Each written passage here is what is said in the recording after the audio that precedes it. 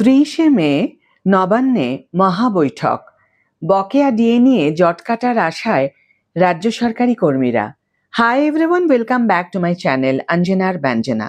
বন্ধুরা, তোমাদের সকলকে আমার এই ছোট্ট ইউটিউব চ্যানেলে স্বাগত জানাই। পশ্চিমবঙ্গের সরকারি কর্মচারীদের দীর্ঘদিনের বকেয়া মহার্ঘ ভাতা বা ডিএ নিয়ে চলমান আন্দোলনের ইতিহাসে এক বড় ও ইতিবাচক মোড় আসতে চলেছে। রাজ্যের নতুন মুখ্যমন্ত্রী শুভেন্দু অধিকারী আগামী 30শে মে 2026 শনিবার নবান্নের সভাগৃহে ডিএ মামলাকারী এবং আন্দোলনকারী সব সংগঠনের প্রতিনিধিদের সঙ্গে বৈঠকে বসবেন। বৃহস্পতিবার সংগ্রামী যৌথ মঞ্চের আহ্বায়ক ভাস্কর ঘোষ নিজেই ফেসবুক পোস্টের মাধ্যমে এই খবর নিশ্চিত করেছেন। আগামী 30শে মে এই উচ্চ পর্যায়ের বৈঠকটি শুরু হবে। নবগঠিত রাজ্য সরকারের এই সিদ্ধান্তে দীর্ঘদিনের ডিএ জট কাটার নতুন আশা দেখছেন কর্মচারীরা।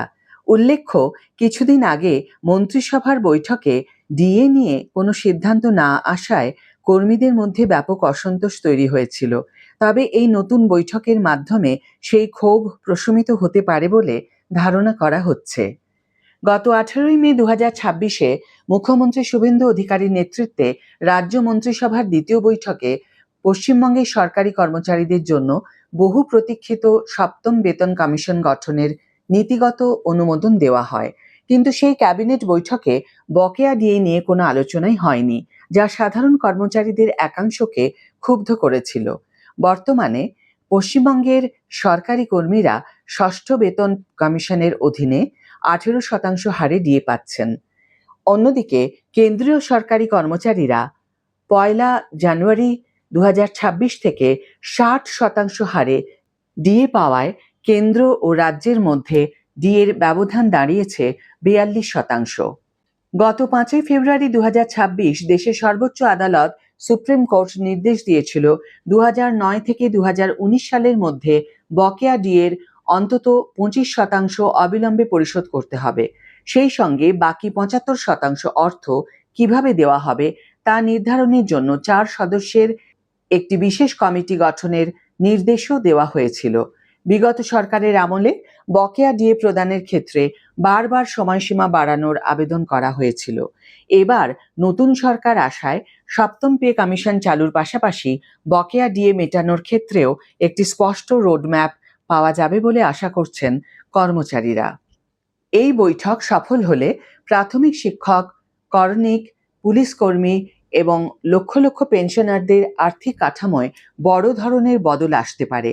শিক্ষক ও সরকারি কর্মচারীদের মূল বেতনের সাথে বকেয়া মহার্ঘ ভাতা কিভাবে যুক্ত করা হবে তা নিয়েই মূল আলোচনা হবে। বকেয়া ডিএ মিটিয়ে নতুন সপ্তম পে কমিশন চালু করা হলে কর্মচারীদের ন্যূনতম মূল বেতন অনেকটাই বাড়বে। আন্দোলনকারী সংগঠনগুলির দাবি, পে কমিশনের কাজ শুরুর আগে বর্তমান মহার্ঘ ভাতার একটি বড় অংশ মূল বেতনের সঙ্গে যুক্ত করে ফিটমেন্ট ফ্যাক্টর নির্ধারণ করা হোক। সরকারি কর্মচারী ও পেনশনারদের প্রতিনিধিরা এখন 30শে মের বৈঠকের দিকে তাকিয়ে আছেন। সংগ্রামী যৌথ মঞ্চ সহ অন্যান্য কোঅর্ডিনেশন কমিটিগুলো এখন নিজেদের দাবিপত্র চূড়ান্ত করার কাজ শুরু করেছে। এই আলোচনায় অংশ নেওয়া প্রতিনিধিরা কেন্দ্রের সমতুল্য ডিএ কাঠামো ধাপে ধাপে রাজ্যেও চালু করার দাবি জানাতে পারেন। নবান্নের পক্ষ থেকে কোনো ইতিবাচক ঘোষণা এলে তা রাজ্যের লাখ লাখ পরিবারের অর্থনৈতিক স্বস্তি এনে দেবে। আশা করি এই সমস্যার অবিলম্বে সমাধান হোক।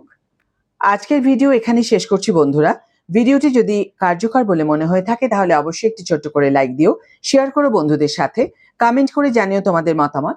যারা এখনো আমার চ্যানেলটিকে সাবস্ক্রাইব করোনি তারা অবশ্যই চ্যানেলটিকে সাবস্ক্রাইব করে আমার পাশে থেকো, আর যারা অলরেডি সাবস্ক্রাইব করে দিয়েছো তাদের জন্য আমার অনেক ভালোবাসা এবং অনেক ধন্যবাদ।